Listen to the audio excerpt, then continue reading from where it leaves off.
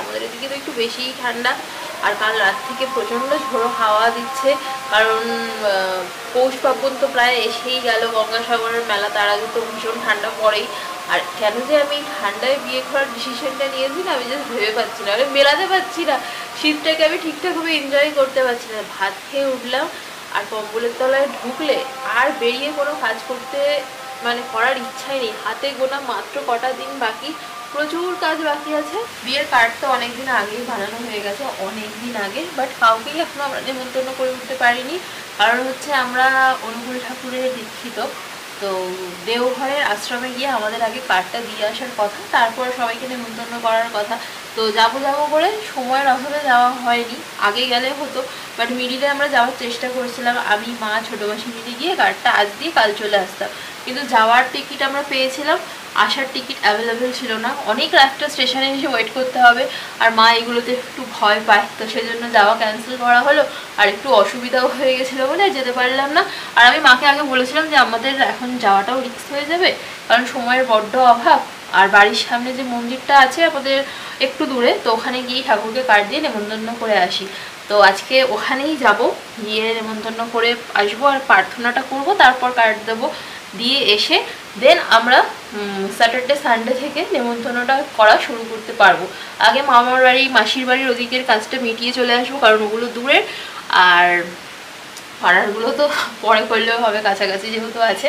তো চলো, আজকে খুব ইম্পর্ট্যান্ট একটা এটা কাজ, এটা কমপ্লিট না হলে কাজ এগোবেই না। আর আসার সময় টুকিটাকি শপিং করার আছে, সুবীরের বাবা মানে শ্বশুরমশাইয়ের এইসব তত্ত্বের জিনিস, আরও অনেক কিছু কেনার বাকি আছে, সবটাই তো তোমাদের সাথে শেয়ার করব।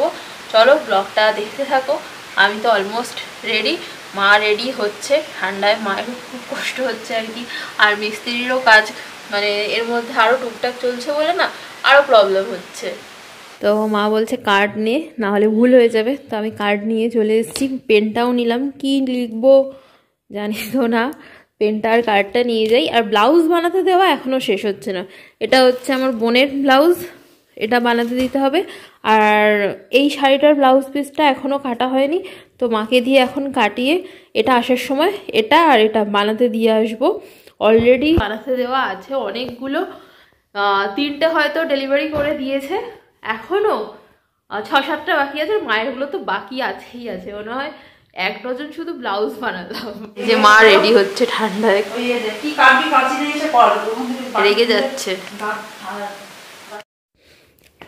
এই দেখো আমাদের গাঁদা ফুলের বাগান, যেটা ভাই করেছে, কত সুন্দর গাঁদা ফুটেছে। এই বছর ব্যস্ততার মাঝে আমি আর কিছু দেখাতেই পারছি না, নানান কাজে ব্যস্ত। আর ওই দেখো পিছনে ডালিয়াগুলো এত লেটে বড় হয়, মানে শীত চলে যাবে তারপর হয়তো ডালিয়াগুলো বড় হবে। আর এখানে সব গাঁদা ফুল রয়েছে।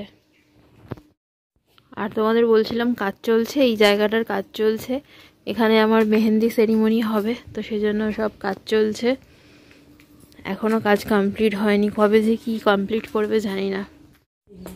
এই যে রেডি, চলো বেরাই। ওপরের গাছগুলো কি সুন্দর হয়েছে, আমার এই দেখো কি ভালো লাগছে না? তো চলো, অনেক কিছু তোমাদের সাথে শেয়ার করে দিলাম। এগুলো নিয়ে আমি প্রতি বছর শীতে না খুব ব্যস্ত থাকি, মানে ভালো লাগে, সময় কাটাই, ফটো তুলি। এবছর তো সময়ই পাচ্ছি না এইসব কিছু করার, নেক্সট ইয়ার এবারেতে তো থাকবো না। তো চলো, আজকে খুব ইম্পর্ট্যান্ট একটা দিন, ইম্পর্ট্যান্ট একটা কাজ করতে যাচ্ছি, ঠাকুর করে সব যেন ভালোভাবে মিটিয়ে আসতে পারি। আর বাড়িতে যখন একা থাকছি এত টেনশন হচ্ছে, যখন সবার সাথে থাকছি অত টেনশন হচ্ছে না। চলো, মা অনেকটা এগিয়ে গেছে। তো এই দেখো আমরা রিক্সাতে উঠে পড়েছি আর যাচ্ছি মন্দিরের দিকে। মা অনেক আগে এসেছিল মন্দিরটাতে, তো ঠিকঠাক চিনতে পারছিল না, তারপর ওখানে সবাইকে জিজ্ঞাসা করতে তো সবাই অ্যাড্রেস বলে দিল। তো তারপর গিয়ে আমরা প্রার্থনা করলাম, সেরকম খুব একটা ভিড় ছিল না।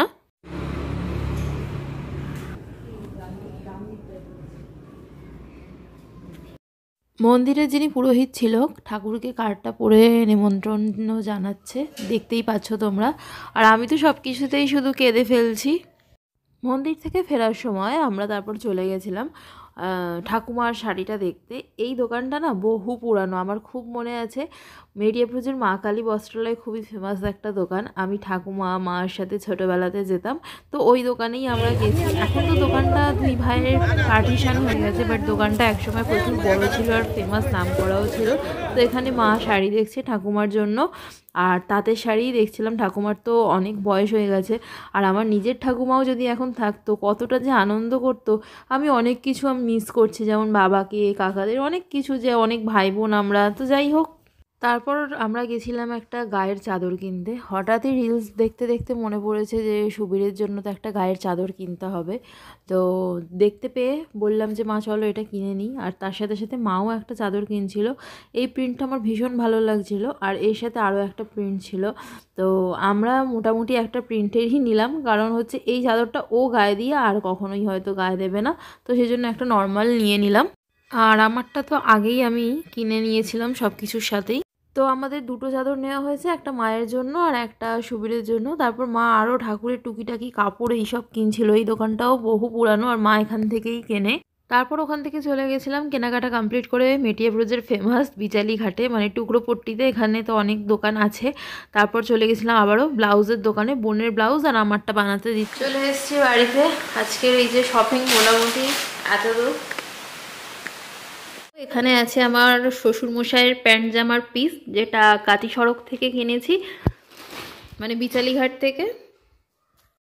আর এখানে আছে ঠাকুমার শাড়ি। ঠাকুমার শাড়িটা এরকমই নেওয়া হয়েছে, গোল্ডেন পাড়ের মধ্যে।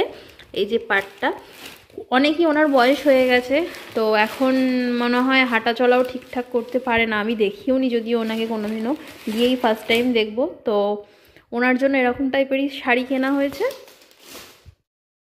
আর এই দেখো, মায়ের জন্য এই চাদরটা নেওয়া হয়েছে। মা প্রথমে বলছিল হোয়াইটের মধ্যে দেখবে, আর আমি বললাম হোয়াইটে নিও না। তো এখন এখানে কালারটা এরকম লাগছে, দোকানে কিন্তু দোকানের আলোতে কালারটা ভীষণই সুন্দর লাগছে। তোমরা জানিও এটা কেমন হলো। আর এটা হচ্ছে সুবীরের। আমি তো ভুলেই গেছি যে এই সুবীরের চাদর কিনতে হবে। রিলস দেখতে দেখতে হঠাৎ আমার মনে পড়েছে যে ওর চাদর কিনতে হবে, তো এটাই নিয়েছি।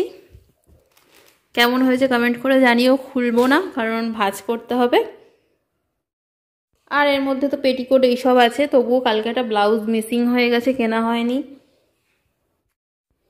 তো এইগুলোই টুকিটাকি শপিং ছিল, আর এর সাথে আরও ছোটোখাটো কিছু জিনিস কেনা হয়েছে।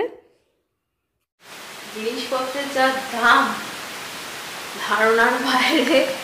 আসার সময় 3 প্যাকেট চিপস কিনলাম, আর কিছু করি না করি আমি চিপসটা কিনতে ভুলি না। আমারও অলরেডি শরীরটা খারাপ, ঠান্ডা ঠান্ডা মতো লেগে গেছে, ওষুধ খাচ্ছি। তো আজকের ব্লগটা এই অবধিই রাখছি। জানি না তোমাদের সাথে কতটা শেয়ার করতে পেরেছি, আর ভিডিও বুঝে কে কোথা থেকে ব্লগটা দেখছো সেটাও জানি না। তোমরা যদি খুব সুন্দর সুন্দর চুড়িদারের পিস কিনতে যাও আর বিয়েবাড়ির জন্য নিতে চাও, তো মেডিয়াম বুঝে এসে দেখতে পারো। ভীষণ সুন্দর সুন্দর কিন্তু চুড়িদারের পিস, পাঞ্জাবির পিস, প্যান্ট জামার পিস মানে পাওয়া যায় টুকরোপট্টিতে, মানে বিচালি ঘাটে। তো আর জানোই তোমরা মেডিয়াম পিস গার্মেন্টসের জন্য খুবই ফেমাস। তো চলো টাটা, দেখা হচ্ছে নেক্সট ব্লগে। এখন একটু চা খাবো।